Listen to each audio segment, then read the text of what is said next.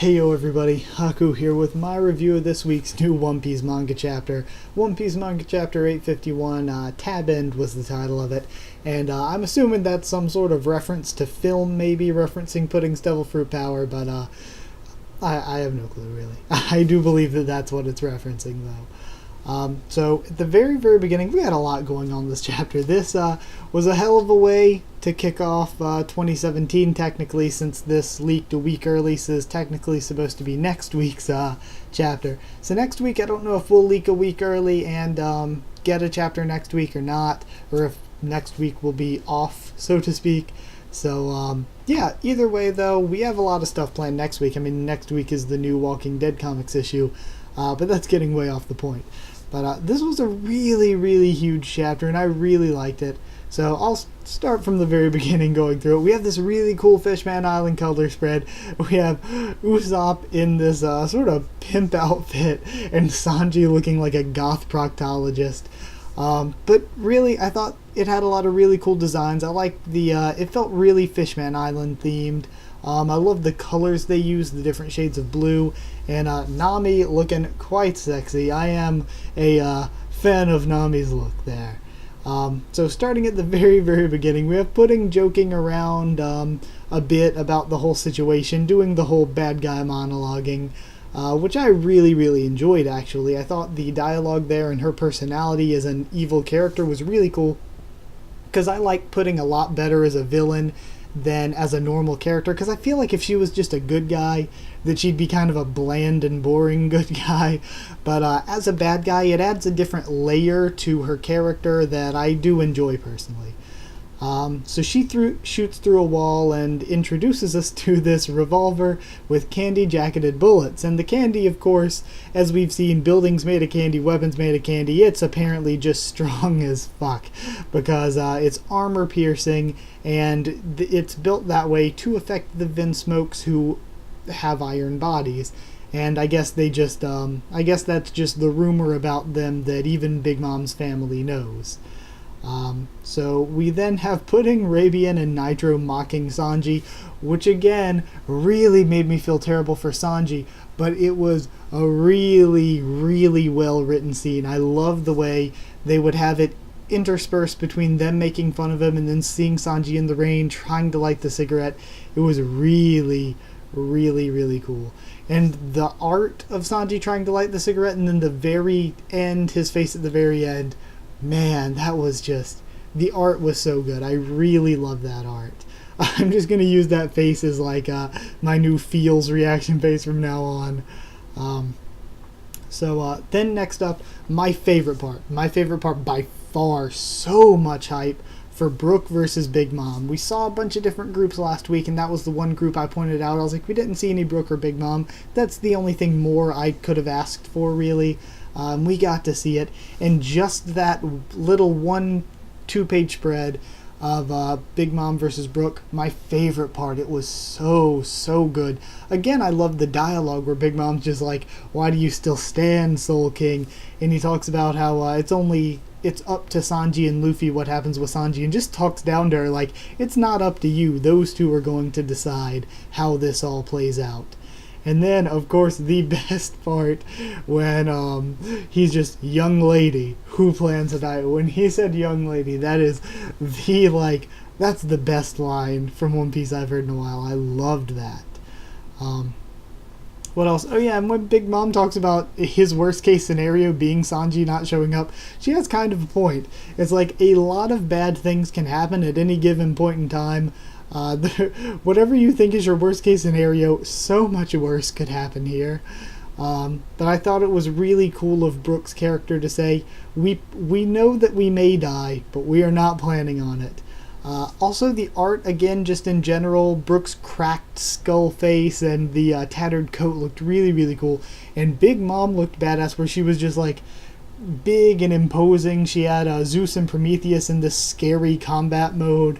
But I thought it was really cool how she was just like angry and imposing, and Brook had like no hint of fear whatsoever. He was completely confident, like, I'm going to get away with this road poneglyph and complete my mission.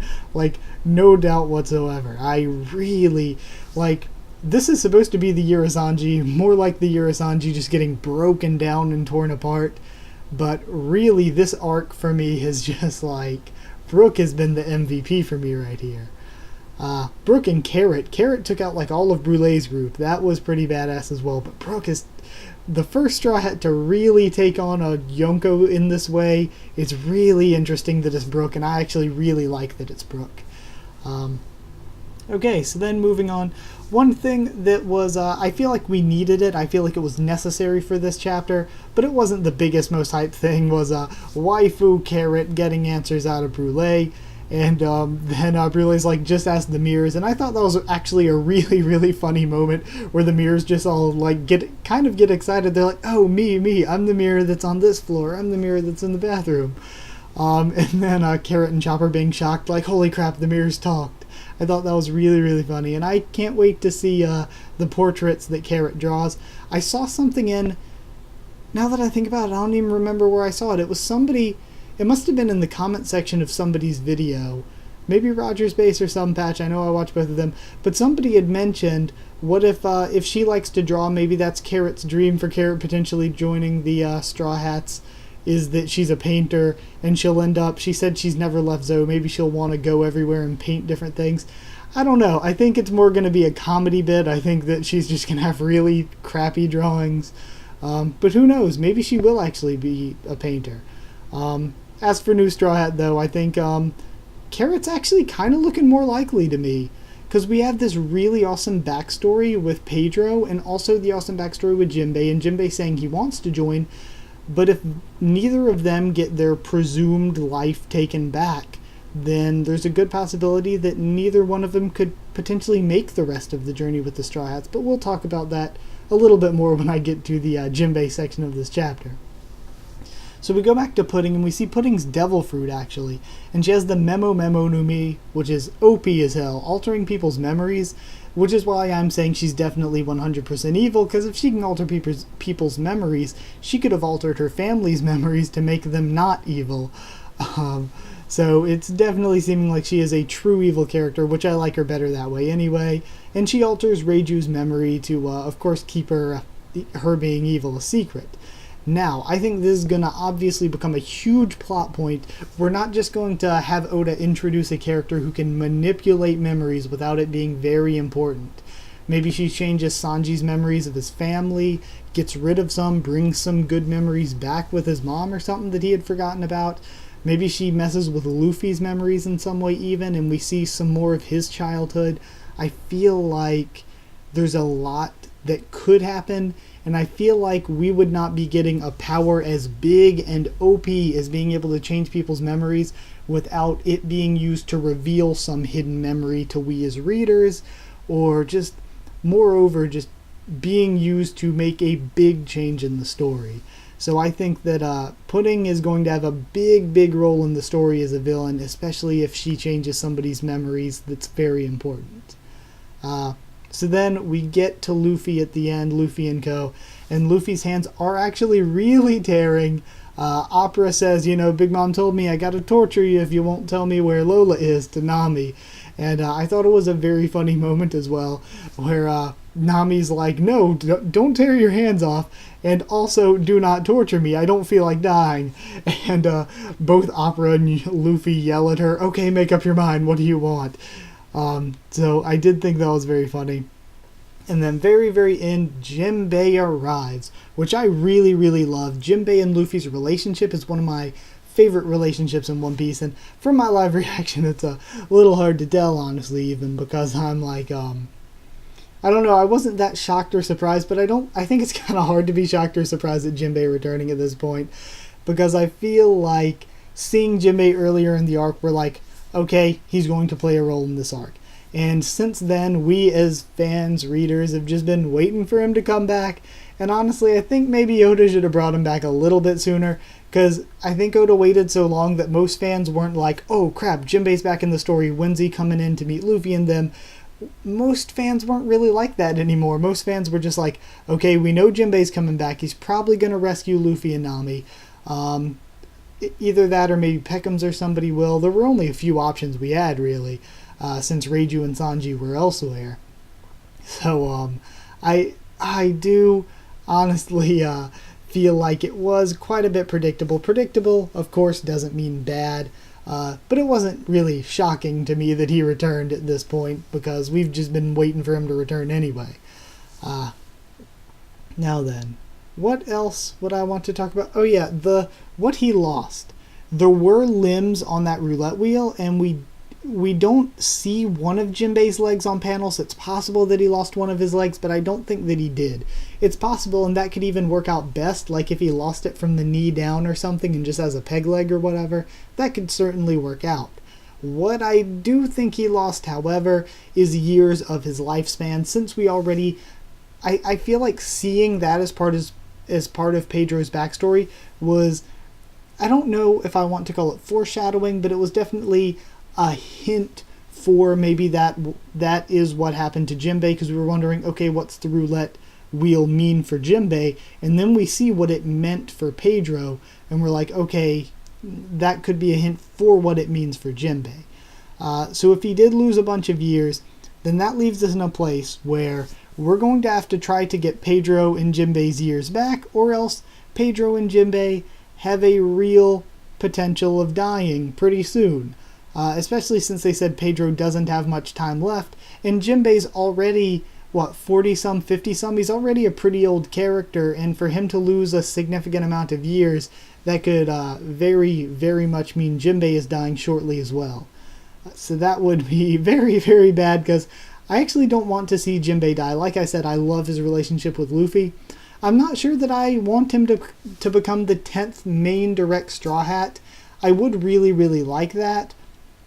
But I think it works just as well if he goes on with the rest of his crew and just stays an ally, like part of the fleet kind of thing, sort of a law type of ally. I don't think that would be bad either if he just allied with us rather than becoming a direct main Straw Hat. Pedro, I think, would make a very good Straw Hat, especially if we see even more backstory for him.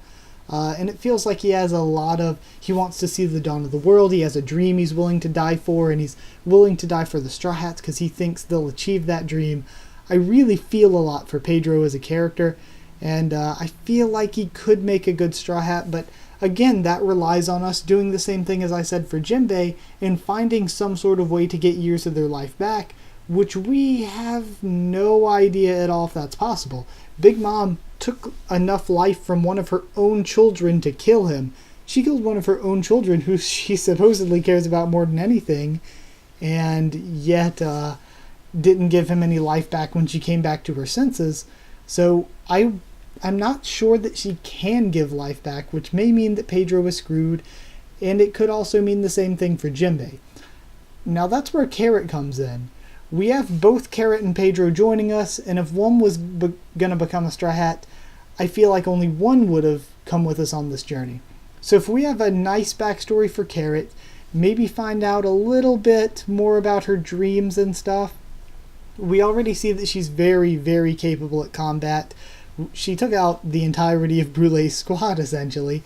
I feel like Carrot could become a good Straw Hat, not just because I like the character, but because it would fit if Pedro was dying and he sort of passes his dream off to her of saying, go, you're young, go bring in the new dawn of the world with the Straw Hats. You're the next generation that's going to surpass this one.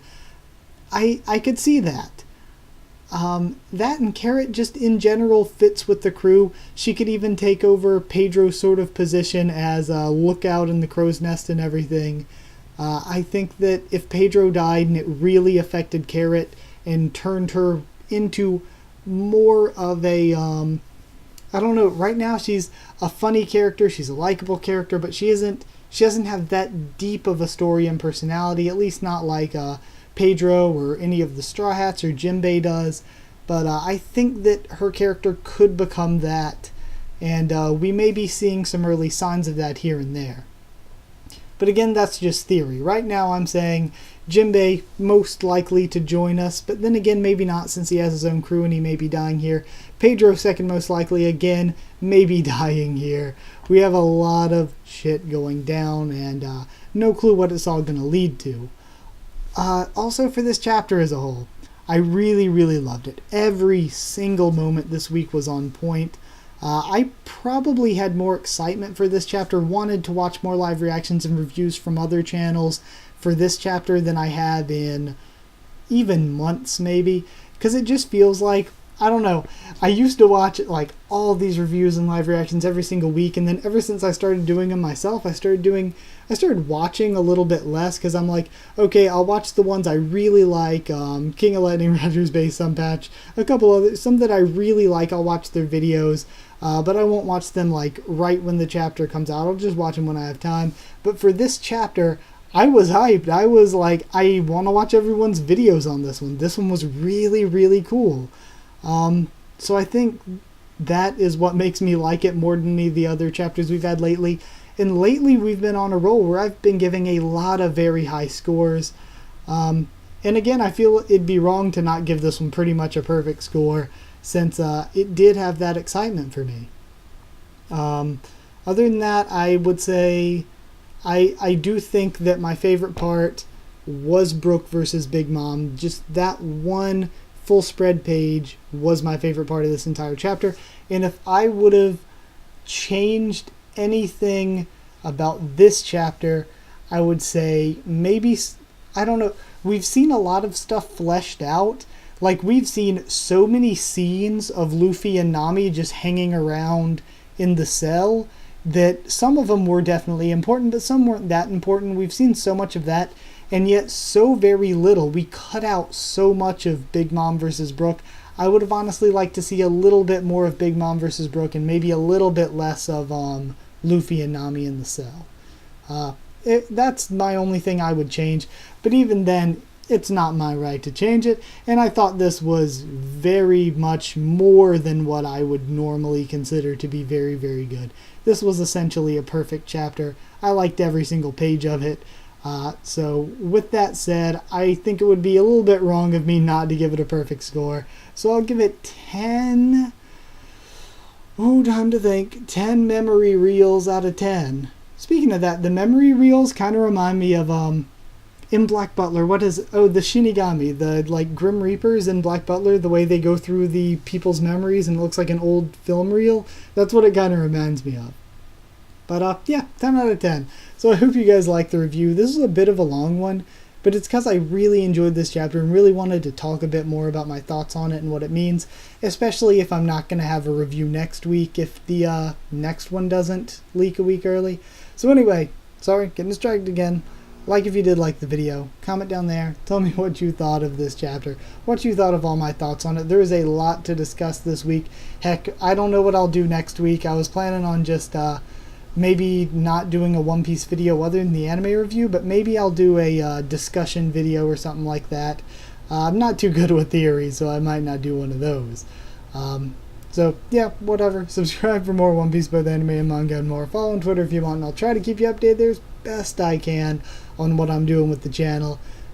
Doing some countdown stuff there, getting ready, making my top anime waifu video, working on that. And that's it. So thank you once again for watching, and I'll see you all next time.